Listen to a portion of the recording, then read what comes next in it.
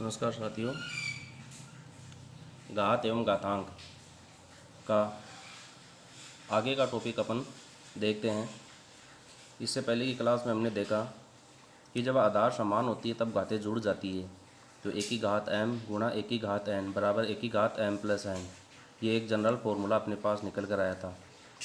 इसी के साथ अपन ने देखा था कि एक की घात m है तो इसको अपन इस रूप में भी लिख सकते थे, 1/1 की घात माइनस m।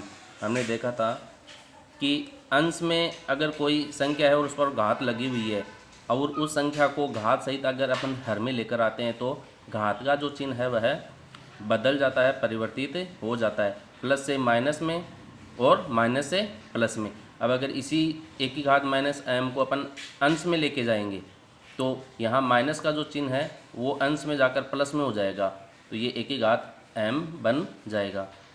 इसके साथ हमने देखा था कि घटाव के लिए घातें कैसे घटती है, तो अंश बटा हर के रूप में यदि कोई संख्या एक घात के रूप में लिखी हुई है तो एक की घात m बटा एक की घात n बराबर हमने देखा था कि जो हर में जो संख्या लिखी थी उसको अपन अंश में लेकर आ जाते हैं तो हर की जो घात का चिन्ह बदल जाता है। तो यहाँ पर प्लस है, यहाँ पर घात प्लस है तो अंश में आकर वो माइनस हो गई थी। इसका डिटेल रूप अपन ने पीछे देखा था। एक हमने देखा कि अगर संख्या ब्रैकेट में बंद है और उस ब्रैकेट के ऊपर घात लगी हुई है तो वो जो घात है वह उस संख्या के ऊपर ही आ जाती है। ये केवल एक संख्या है। अब अगर यहाँ पर जैसे दिखाया नहीं गया है, यहाँ घात सदैव एक रहती है तो इसका मतलब m ही रह गया, तो ये एक क्या है, m से मल्टीप्लाई हो गया। हमने m इंटू n के रूप में लेकर देखा था इसको कि कोई भी संख्या है अगर उसके ऊपर घात ब्रैकेट के ऊपर आ जाती है तो वो घातें क्या है, आपस में गुणा हो जाती है m इंटू n के रूप में। तो यहाँ पर एक ही है तो एक को m से गुणा करेंगे तो m ही रह गया। जनरल फॉर्मूला होता है गणित का, किसी भी संख्या को यदि हम एक से गुणा करते हैं तो वह संख्या ही शेष रह जाती है। तो m को एक से गुणा करेंगे तो m रह गया, यहाँ m का मान कुछ भी हो सकता है। तो इन चीज़ों के साथ हमने पीछे की कक्षा ये पूरी की थी। अब कुछ सामान्य सवाल अपन लेकर देखते हैं। जैसे 5/7 के ऊपर घात लगी हुई है 4। अब इसको हमें सरल रूप में लिखना है। अब चूँकि हमें ये नहीं ध्यान में है कि 5 पर घात कितनी है, 7 पर घात कितनी है, अंश बटा हर के रूप में आ गया। अब अगर ये डायरेक्ट इस रूप में लिखा हुआ रहता तो अपन देख लेते हैं कि ठीक है, एक की घात m यानी कि 5 की घात ब्रैकेट में 4 होता तो 5 की घात 4 लिख, लेकिन अंश बटा हर के रूप में अपन ने अभी तक देखा नहीं, तो इसको अपन देखो किस रूप में लिख सकते हैं। अब अंश बटा हर के रूप में अगर कोई संख्या है तो इसमें वही फॉर्मूला लागू होगा, एक की घात m वाला, ब्रैकेट में ऊपर घात m है तो ये जो घात 4 है वो अंश पर भी लग जाएगी और हर पर भी लग जाएगी। तो कुल मिला के 5 की घात 4 और 7 की घात 4 बन जाएगा। तो इसको अपन इस तरीके से लिख सकते हैं। 5 के ऊपर घात 4 होने का मतलब हो गया हम आधार 5 को 4 बार गुणा करेंगे क्योंकि घात 4 है, और हर में 7 की घात 4 है यानी कि आधार पर घात कितनी है, 4 है। तो संख्या 7 को हम 4 बार लिखेंगे। तो ये इस तरीके से अपन इसको लिख सकते हैं, 5/7 गुणा 5/7 गुणा 5/7 गुणा 5/7। इसके बाद में देखो अपन एक ऋणात्मक संख्याओं को लेकर देखते हैं। -3/11 और इसके ऊपर घात कितनी है, 5 है। तो यहाँ पर अपन ने लिखा है -1 की घात 5 गुणा 3 की घात 5/11 की घात 5। अब देखो यहाँ पर ये चीज़ कैसे निकल कर आती है। कोई भी ऋणात्मक संख्या होती है जैसे कि -a है तो -a का मतलब हो गया ये जो a है वह -1 के साथ मल्टीप्लाई है, -1 गुणा a। ये इस तरीके से विस्तृत रूप होता है। इसका शॉर्ट रूप में अपन इसको -a के रूप में लिखते हैं। ये बहुत छोटी चीज़ें होती है गणित की।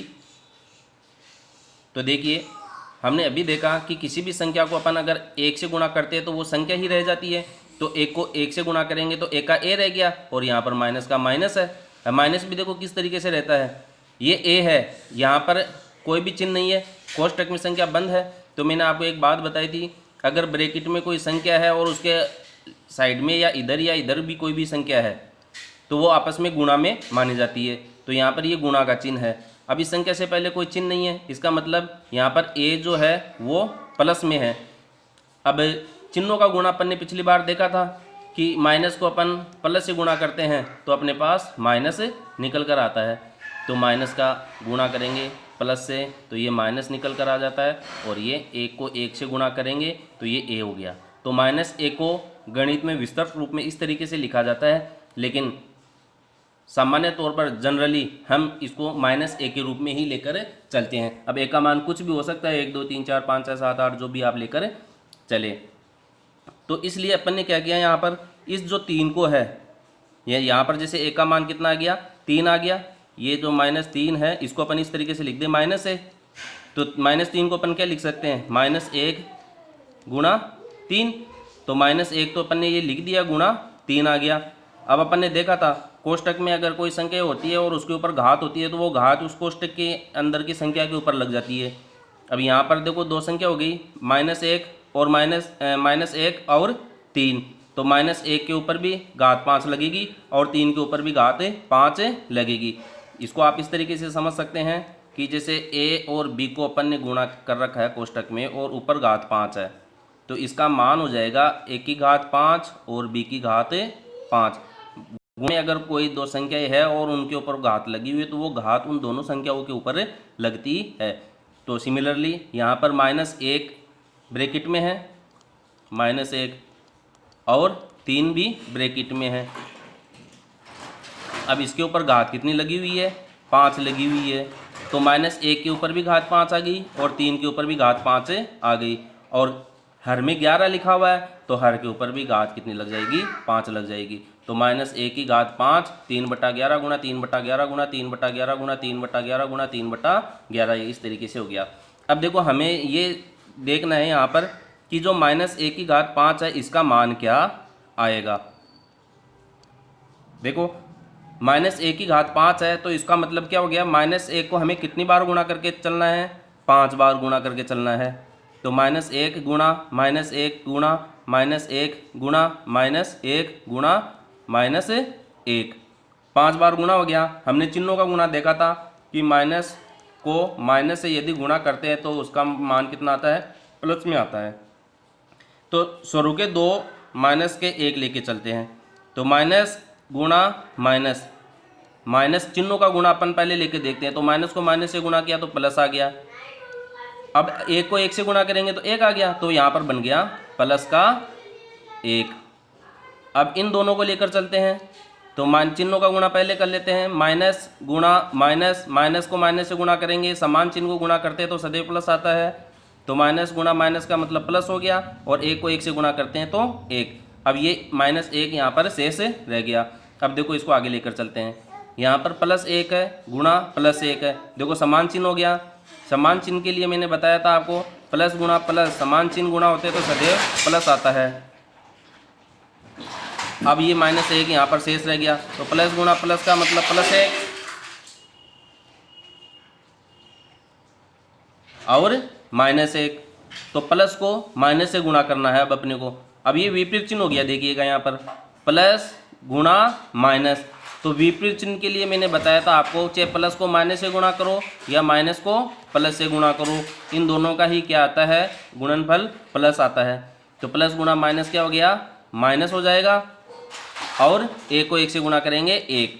तो कुल मिला के हमें क्या परिणाम मिल रहा है यहाँ पर, -1 को घात 5 है, इसको यदि हम सरल करते हैं तो उसका मान -1 ही आएगा। इसका मान कितना आएगा, अपने को -1 प्राप्त होगा। तो -1 को अपन इस तरीके से लिख सकते हैं, 1 लिखा नहीं जाता है, तो माइनस गुणा 3 की घात 5/11 की घात 5, ये सेल्फ अंडरस्टूड है। -3 है, इसका मतलब इसके साथ -1 पहले से ही है और ये 3 है। अब इस एक दूसरी जनरल बात यहाँ पर निकल के आ रही है, देखो यहाँ पर गौर कीजिएगा। हम यहाँ पर 5 है घात, माइनस की घात कितनी है, 5 है। अब अगर मैं माइनस की घात 4 लेके चलूँ तो -1 की घात 4, तो यहीं पर देखिएगा ये -1 गुणा -1, 2 तो 2 बार गुणा हो गया, और ये -1 गुणा -1 2 बार गुणा हो गया, 2 और 2 4, 4 बार गुणा हो गया, -1 को 4 बार गुणा किया, इसका मतलब -1 की घात 4 हो गई। -1 को -1 से गुणा किया प्लस, -1 को -1 से गुणा किया प्लस। अब इन दोनों में देखो क्या बच गया, प्लस गुणा प्लस का मतलब प्लस, यानी कि आधार माइनस की जो ऋणात्मक संख्या है उस पर घात अगर सम संख्या है, अगर आधार ऋणात्मक चिन्ह के साथ है और उस पर घात अगर सम संख्या है 2, 4, 6, 8, 10 इस तरीके से, तो उसका मान सदैव अपने को धनात्मक प्राप्त होता है, तो प्लस का ए प्राप्त होगा। आप तो आंख मीच कर बस उसके अंदर देख लीजिएगा कि घात उसकी सम है या विषम है। अगर सम है तो वैल्यू उसकी धनात्मक मिलेगी, और अगर विषम है तो विषम के लिए अभी अपन ने करके देखा था, -1 की घात 5 है, विषम होने पर अपने को ऋणात्मक चिन्ह के साथ परिणाम प्राप्त होता है। तो -1 की घात सम होने पर परिणाम धनात्मक प्राप्त होता है, और -1 की घात विषम होने पर परिणाम ऋणात्मक प्राप्त होता है, और घात और आधार और घात जो है वो ऐसे कैसे अपनी रह जाएगी। धन्यवाद। आगे के टॉपिक पे हम इसके आगे का भाग देखेंगे।